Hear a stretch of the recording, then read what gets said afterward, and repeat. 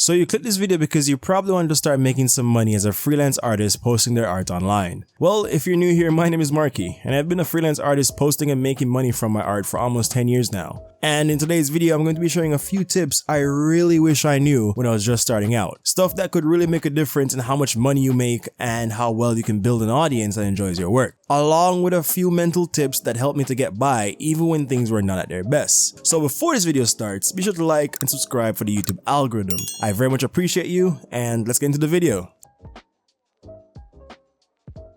Alright, so if you're an artist who uses social media quite often, you might have come across a few, if not many, accounts that are very successful, where they might have a lot of subscribers on YouTube or a lot of followers on Instagram or Twitter, and you say to yourself, well, this person has a lot of followers, they must be super good at art. So you go on their account, only to be disappointed that this artist's skill is not up to the standard you had in your head. The art is truthfully subpar and is undeserving of all the attention it's receiving, at least in your opinion. And you start asking yourself, how the hell did this person get so much attention for their mediocre drawings? Whilst there is this one artist that we all know that has the skills of a modern day art genius, but struggles to get any attention. Well, that's because, especially in the case of making art for social media, good art doesn't always start with good skills. It can oftentimes start with a good idea. What you first have to understand is that you have two types of people who use social media. You have the producers and consumers. Oftentimes, we as artists are the producer, and we make art for a certain demographic or niche that we either enjoy, or at the very least, it shows us some level of success. While on the other hand, you have consumers, people who enjoy art for various different reasons, where that might be the story it tells, the skills of the artist, or boobs. They just like art that is appealing to them in some way. Now, in most cases, your average art consumer won't necessarily be an artist themselves, and as such, they're not always looking at your skills or care for the behind-the-scenes speed art videos for your latest pieces that you uploaded on Patreon along with the other projects, link in the description by the way, and thanks for the support. What I mean by this is that most people would rather spend their time and attention on art that is more engaging, art that makes them feel something for good or for worse, art that triggers the neurons in the brain. People like that sort of thing, more so than just art that looks good. So what does that mean for you? Well, I think all it simply means is that you as the artist is still able to cherish your creative ideas and use them to your advantage. Obviously, this can take a lot of trial and error, but don't be afraid to add your own interesting and creative spin in the art you post online. So perhaps there's a redraw challenge or some trend going around. Don't be afraid to add an interesting touch to your rendition of that trend. That could be adding an extra character to perhaps set up a joke or tell a short story, or just anything that you might feel will make your audience more engaged with your work.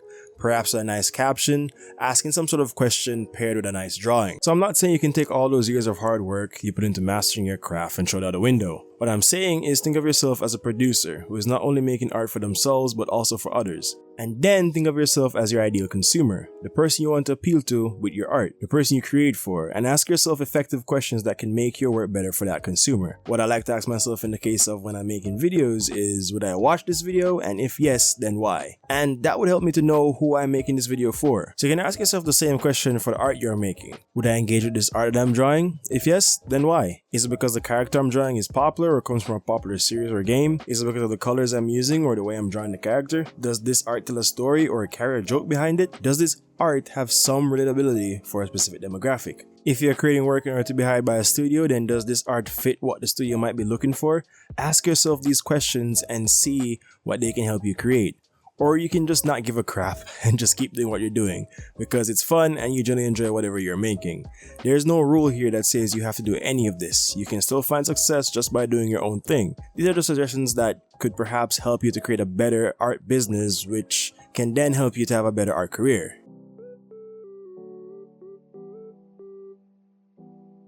You've probably heard this before many times, that you should take your art more seriously if you want to make money and have it become the career you dream of.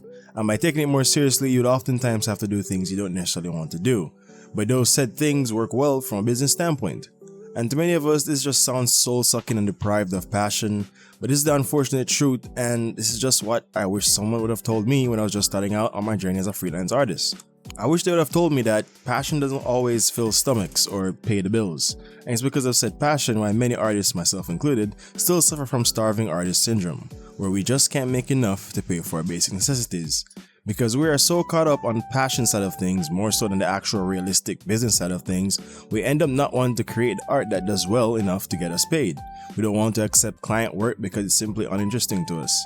And honestly, there's so much that goes into the topic of passion when doing anything creative, but I'll simply say this.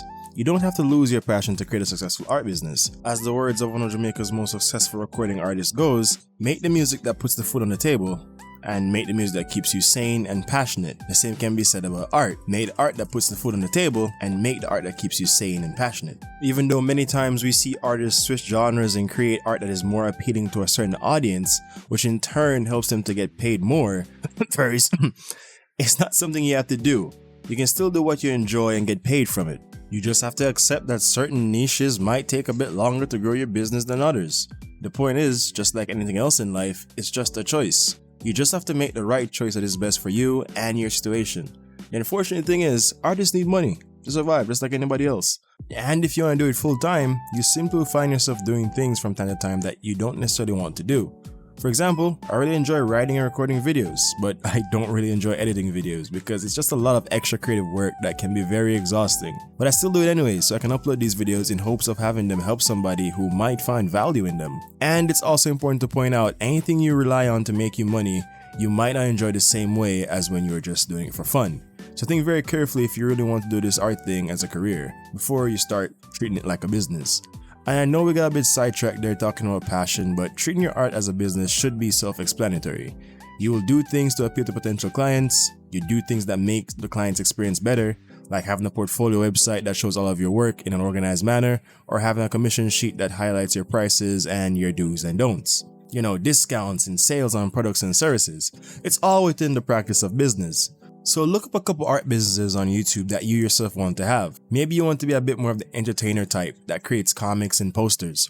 Or maybe the educated service type that teaches people a certain aspect of the art skill. Just pay attention to how those businesses were created and how they are currently managed. Or you could reference any business in general that has a good ethical practice. And if you're a subscriber to the channel, then don't worry, because I plan to make videos talking about the intricate things I learned and will learn by building a successful art business. And just like the previous tip, this is not something that is a rule you must follow. Some people find immense success without treating the art as a business, but by treating it more like the fun passion that they fell in love with.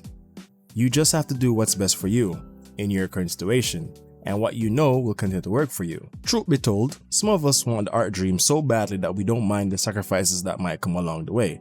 So the question is, do you want it enough, and are you willing to do what must be done to get it? Okay, so the truth is, there are many successful artists out there who have already done the groundwork that helped them to become successful in whatever category they are in, and it's online for you to view, most of the time for free. So find the artists you enjoy or you believe has the success that you seek and study them very closely. Study what works for them on social media, their style, and just what makes them so appealing to consumers and potential clients, and try and figure out how you can possibly recreate that success for yourself. Always remember, never reinvent the wheel unless you can make it better.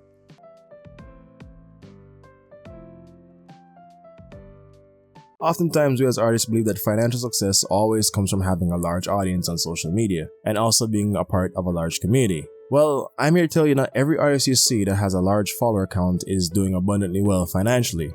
Perhaps they can only gather consumers and not potential clients who are willing to pay for their work. Don't believe everything you see online, especially numbers. For me personally, I don't have a large follower count on Twitter or X, which is my main place for commissions, but God is so good that I'm able to get by sometimes even having $1,000 months from my niche. So what matters mostly is finding people who are willing to pay for your work, not just the people who enjoy seeing it. So don't be afraid to narrow your work down to a specific consumer base as long as you believe the likelihood of them paying for your work is higher.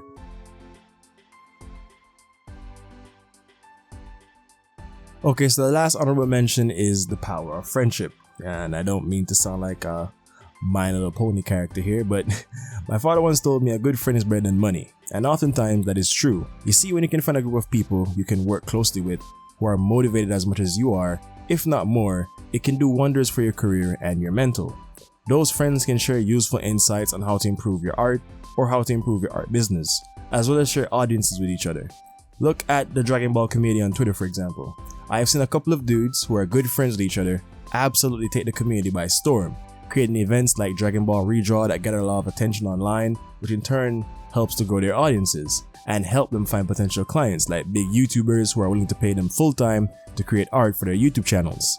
So this event curating and audience sharing does wonders for them in so many ways. Even here on YouTube, you'll see some creators post videos on certain topics around the exact same time, and my belief is that it allows their respective audiences to come online around the same time and create like a attention bubble around that topic, which can further help it in the YouTube algorithm. Best example I can give to you are tech YouTube channels like MKBHD or Mr. Who's the Boss and many others. When there is a new piece of tech on the block for them to review, they often share useful information with each other and create this attention bubble around this topic. So finding friends who are better than you in some aspects and are as determined as you to win can really make a world of difference in your art career. People who want to see the best for you and are not afraid to tell you the truth without trying to harm you are the ones you really want around you. And finding friends who genuinely might be valuable to you as you are to them might be easier said than done, but it's important not to force it and let it happen naturally. Just join communities and talk to people. If you're looking for one to join, then you can join my Discord, link in the description.